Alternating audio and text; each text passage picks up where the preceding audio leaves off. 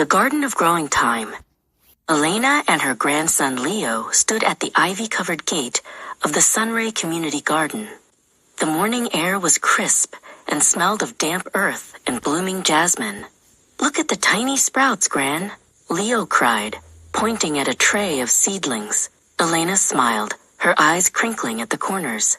"We're just like them, Leo." Many people think you only start getting old when your hair turns silver. But aging is a journey that starts the very moment we are born. We are all growing and changing every single day. Leo looked down at his own hands, then back at the tall sunflowers swaying in the breeze. "So I'm aging right now?" he asked, his voice filled with wonder. Elena nodded as they walked deeper into the greenery. Every birthday you celebrate, every inch you grow, and every new thought you have is part of the same beautiful cycle. Aging isn't a destination we reach at the end. It's the process of living our lives from start to finish. They reached a patch of mysterious purple flowers. Elena pulled a sleek smartphone from her pocket. "Time to see what these beauties are called," she said, opening a gardening app. Her fingers moved carefully across the glass.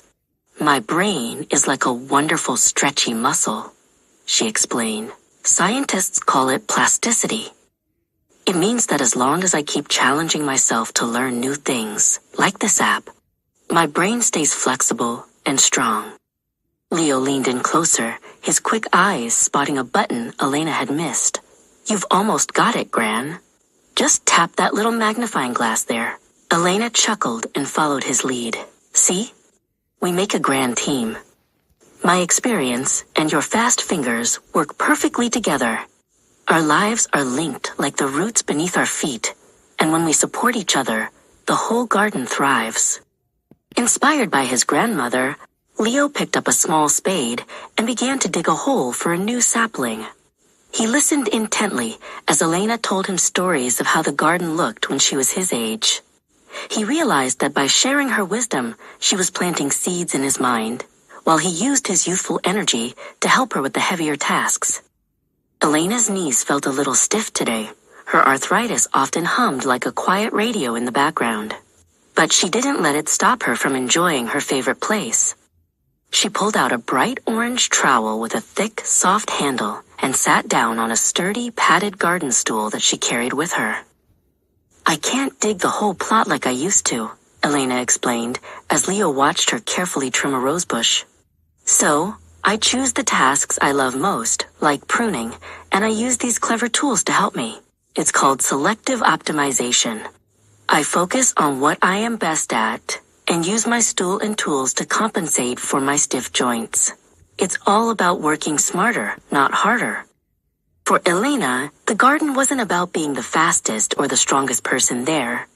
It was about her functional ability, the power to keep doing the things she valued. Because she used her stool and her ergonomic tools, she could still spend hours among the flowers, which made her heart feel light and full.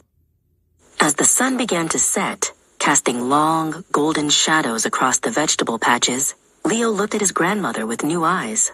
He understood now that growing older wasn't something to fear. It was just a different way of being in the garden, full of new tools, new lessons, and new ways to blossom. "Remember the 3 secrets, Leo," Elena whispered as they walked toward the gate.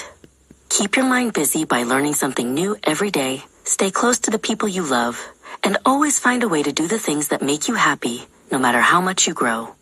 They walked home together, a young sprout and a wise oak, both still growing in the beautiful fading light.